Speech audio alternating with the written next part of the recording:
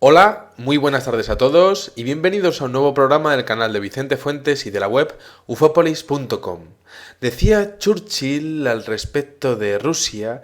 que este país es un acertijo envuelto en un misterio dentro de un enigma. Y es que realmente la antigua Unión Soviética es pasto de secretos, misterios, conspiraciones que alguna de ellas además ha conseguido trascender con el paso de los años, pero que muchas de ellas desde luego siguen dentro de búnkeres y de instalaciones completamente alejadas de lo que viene siendo los ojos de los occidentales. Bueno,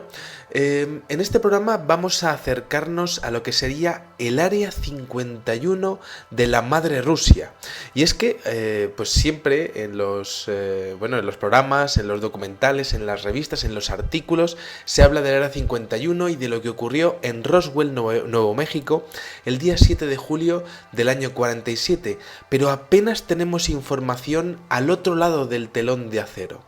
En este programa vamos a hablar de la base de Kapustin Yar, un sitio que es igual de interesante, igual de inquietante y del gusto de cualquier amante de las conspiraciones. Si les parece bien, vamos a coger nuestra máquina del tiempo y vámonos a los años posteriores a la Segunda Guerra Mundial, a la Guerra Fría y a todo lo que ocurrió con la temática extraterrestre en la antigua Rusia.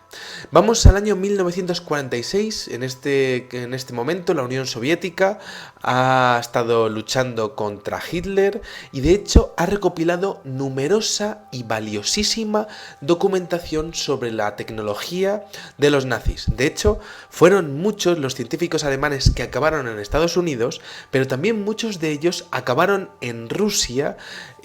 pues de alguna manera reclutados por Stalin para favorecer y para ayudar en el crecimiento armamentístico que habría después de la Segunda Guerra Mundial, lo que se le llamó las tensiones de la Guerra Fría. Y bueno, pues lo cierto es que había que hacer algún tipo de instalación, algún área para hacer pues lo que viene siendo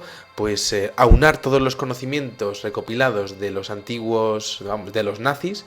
y para hacer pruebas balísticas. Y qué mejor que Kapustin Yar, una zona desolada de 100 kilómetros de extensión y a 100 kilómetros de Stalingrado, la actual Volgogrado. Bueno, estamos hablando de una base militar que es ultra secreta, en donde se realizaron diferentes proyectos, como por ejemplo el primer misil balístico que se llamó el R-1, al que seguiría después el imponente cohete R5 y también los primeros misiles nucleares de la URSS, es decir, armas atómicas, autopropulsadas e imponentes bombarderos de largo alcance. Es decir, estamos hablando de todas las armas que se crearon y que de hecho llegaron a crear la crisis de los misiles de Cuba. También pruebas nucleares entre el año 1957 y 1961. Es decir, estamos hablando del lugar más protegido y más secreto a nivel militar de toda Rusia. Los americanos lo seguían con bastante interés todo lo que estaba ocurriendo y de hecho se sorprendieron cuando en una de las fotografías de sus satélites espía observaron que aquella base ya tenía algo raro en su diseño, porque resulta que había un diseño geométrico de todas las instalaciones, pero esto es algo que es prácticamente ritualista dentro de lo que son los países más avanzados, ¿no? Porque el Pentágono también tiene una forma geométrica muy característica, ¿no? Bueno, resulta que algunos investigadores exponen que la base de Kapustin Yar tenía el tema de los avances militares, pero realmente estaba creada, estaba construida y concebida para seguir los avances en temática del estudio del fenómeno extraterrestre. Stalin, de hecho, estaba completamente obsesionado con el fenómeno ovni. Podríamos decir prácticamente que sería uno de los del club de Mulder, de Expediente X y con la chapa del I Want to Believe, al igual que Hitler. Y esto, pues podemos decirlo porque él estaba obsesionado con lo que había ocurrido en Siberia con el caso de Tunguska en el año 1908 y siempre se mostraba ansioso por apropiarse de tecnología extraterrestre o ajena a lo que era Rusia, pero sobre todo extraterrestre. Y bueno, pues el caso es que diferentes investigadores rusos y también confidentes dentro del propio ejército soviético, resulta que exponían que aquella base había sido creada y construida gracias a que había habido numerosos avistamientos de ovnis en la zona. Y entonces Stalin lo habría visto claro. Levantamos la zona en un escenario secreto de investigación y desarrollo armamentístico, y a la vez estamos pendientes de estas supuestas visitas de extraterrestres. Y esto es curiosísimo porque hay diferentes investigadores que exponen que aquello se construyó gracias al hallazgo de una nave extraterrestre que habría sido derribada o que habría caído en un accidente, y en vez de llevarla a otra base habrían construido ya la base en aquel sitio, ¿no? En vez de montarse un área 51 en otro sitio, pues no, lo hicieron justo en el lugar del accidente. Bueno, según otros investigadores, en el año 1950 uno de los supercohetes MiG-19 habría sido el causante del derribo de ese objeto volador no identificado. Entonces tenemos dos vertientes, una que ya estaba ahí el disco y otra que de alguna manera pues el disco fue derribado desde esa base. Bueno, sea como fuere, resulta que se han desclasificado diferentes artículos y archivos secretos de la KGB en donde aparecen algunas misteriosas menciones de que en el año 1960 se recuperaron dos cuerpos sin vida de un extraño artefacto que fue llevado a Kapustin Yar. Bueno, estos dos seres, que no se expone de qué tipo de naturaleza serían, habrían sido llevados al Instituto de Problemas Médicos de Moscú y allí se les habría practicado una autopsia. Bueno, a partir de este caso y de este tipo de habladurías, pues tenemos un incidente que ocurre en el año 1999, en verano, y resulta que en el equipo de redacción de la revista UFO italiana, la revista UFO Magazine, pues resulta que apareció un contacto que se identificaba como un informante de Rusia que tenía información sobre Kapustin Yar, y de hecho contactaron con ellos y llegaron a un acuerdo para pasarles las imágenes, y resulta que aquel informante facilitó dos mapas con el contenido de los hangares más importantes de la base de Kapustin Yar. Y entonces en esos mapas se veían detalles que eran muy significativos. Por ejemplo, alrededor de los hangares se podía observar un gran helipuerto y diversas instalaciones construidas para el alojamiento del personal militar. Además de eso, se incluía un edificio mucho más amplio, de unos 74 metros de largo, en donde, agárrense, resulta que aquel informante exponía que había fuertemente custodiados 5 objetos voladores no identificados que desde luego estarían en manos de los mejores científicos de toda la Unión Soviética. Además empieza a especificar cómo eran cada uno de esos objetos. El primero de ellos tenía un diámetro de 9 metros y habría sido recuperado en la región de Kirguisia, muy cerca de la frontera con China. El segundo habría sido recogido en Afganistán en noviembre de 1988 y tendría también forma discoidal. El tercero habría sido un enorme disco de 12 metros de diámetro procedente de la región de Prokladny, situada en el Cáucaso, en unas montañas cercanas a donde ocurrió la tragedia de aquellos 12 chicos en el paso de Dyatlov. Luego, por otra parte, el cuarto objeto estaría prácticamente en la misma entrada del hangar y habría como una especie de objeto con forma de cigarro puro, ¿no? Como como estos objetos cilíndricos que hemos visto muchas veces en el fenómeno ovni, y que tendría una longitud ni más ni menos que de 35 metros y una altura de 6 metros. Habría sido encontrado en la región de Astrakán, al norte del mar Caspio, y habría sido encontrado a finales de los años 60. Y por último, y esto era lo más interesante de lo que contaba aquel confidente a la revista UFO Magazine en el año 99 en Italia, resulta que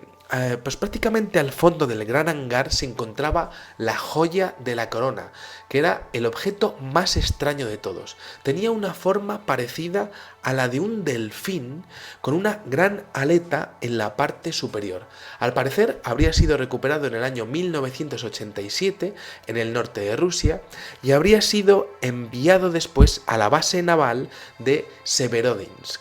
Bueno, las sorpresas no acaban aquí, porque resulta que en un hangar adyacente a este principal, aquel informante ruso comentaba que había trozos de otros objetos supuestamente procedentes de otros accidentes. Entre todos ellos destacaría un fragmento con una forma como de pez manta, una mantarraya, recuperado en 1978 en la región de Kazajistán, en donde se hacían las antiguas pruebas nucleares. Según un investigador ucraniano llamado Anton Anfalov, parte de estos materiales también corresponderían a un famoso estrellamiento ovni que tuvo lugar en Likano, en la región de Sverdlovsk. Bueno, los testimonios hablan, porque aparte de este confidente hubo alguno más que también se acercó a esta revista para, bueno, pues para informar con más detalles de lo que había con esos fragmentos en este segundo hangar, pues hablaban de que este segundo objeto, este segundo trozo de objeto de la región de Sverdlovsk tendría que haber sido de un objeto de 26 metros de diámetro y de como mínimo 15 toneladas. En tercer lugar, el fragmento mayor de un ovni del que los especialistas rusos tendrían conocimiento, pues resulta que procedería de un impacto registrado el día 18 de agosto de 1960, también en la región de Kazajistán. Tendría un color plateado, muy pulido, y esto lo hemos visto en numerosas ocasiones en el fenómeno ovni. Habría sido trasladado a Kapustin Yar y resulta que aquellos informantes comentaban que altas personalidades de la Unión Soviética como Nikita Khrushchev o incluso su secretario de Defensa, Melianovsky, y de hecho un grupo de expertos militares pues habrían estado visitando las instalaciones y estarían intentando hacer algún tipo de proceso de retroingeniería para aprovechar la tecnología de esos fragmentos, supuestamente además de diferentes civilizaciones, es decir, que habría diferente ciencia detrás de cada uno de esos ovnis y también de cada uno de esos fragmentos guardados en el segundo hangar. Pero aquí no acaba la cosa, porque resulta que habrían hablado aquellos confidentes del posible hallazgo de humanoides en el interior de alguno de los ovnis accidentados. De hecho, esto es algo que las autoridades rusas guardarían en el más absoluto de los secretos y aquellos informantes pues prácticamente se estarían jugando la vida comentando esto a aquella revista, ¿no? Bueno, según el investigador Anfalov, el investigador ucraniano, se expone que en el caso de Sverdlovsk habría habido pues la recuperación de los cuerpos de dos seres de baja estatura, macrocéfalos, que habrían sido enviados al Instituto de Problemas Médicos de Moscú, como comentábamos al principio. Pero es que, según Anfalov, había sido rescatado en la región de Gdynia, en Polonia, en 1959, otro humanoide, de manera que además que tenía una fisiología diferente de los otros dos, y que además tenía la característica de llevar un brazalete en el brazo, y que de hecho cuando el cirujano se